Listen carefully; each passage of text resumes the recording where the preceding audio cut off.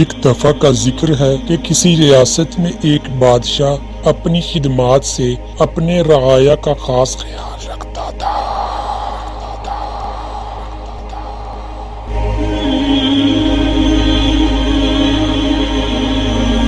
اس بادشاہ کے ساتھ ایک عجیب مسئلہ پیش آیا تھا۔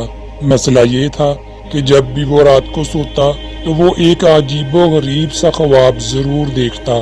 اس نے اپنے خاص وزیر کو بات بتائی کہ اس طرح وہ کچھ راتوں سے اس قسم کا خواب دیکھ رہا ہے۔ وزیر بولا، بادشاہ سلامت، آپ فکر کیوں کرتے ہیں؟ میں ایک خوابوں کی تعبیر کرنے والے شخص کو جانتا ہوں جو منٹوں میں آپ کے خواب کی تعبیر آپ کو بتائے گا۔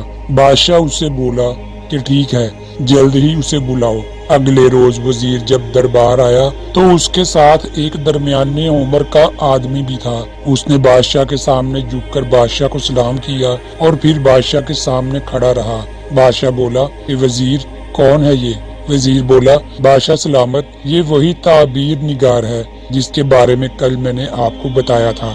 بادشاہ بولا کہ خواب ایسا ہے کہ میں اسے درباریوں کے سامنے بیان نہیں کر سکتا، لہذا ان کو مہمان خانے میں بٹھا دیں، میں کچھ دیر میں آتا ہوں، پھر وہاں میں تفصیل سے انہیں اپنا خواب بتاؤں گا۔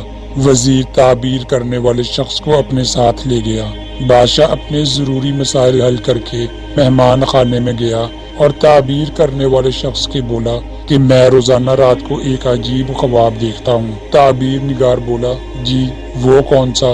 بادشاہ بولا، میں دیکھتا ہوں کہ ایک ایک کر کے میرے دانت گر رہے ہیں۔ یہ سن کر تعبیر نگار خاموش ہو گیا۔ بادشاہ نے اس سے پوچھا، کیا مطلب ہے؟ اس خواب کی تعبیر بتاؤ۔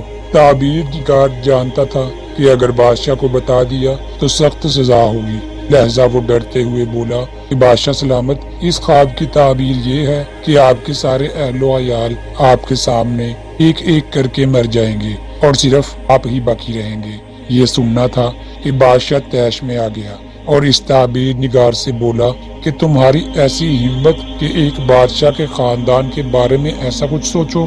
اس نے فوراً سے اپنے خادموں کو بلایا اور ان کو حکم دیا کہ اسے ابھی اسی وقت زندان میں قید کر دو۔ تعبیر نگار گڑ گڑاتا رہا مگر بادشاہ نے اس کی ایک نہ مانی۔ کچھ دنوں بعد پھر اسی خواب نے بادشاہ کو ستایا تو وزیر نے بادشاہ کو کہا کہ میں ایک اور تعبیر نگار کو جانتا ہوں، حکم ہو کل اسے خدمت میں پیش کر دوں۔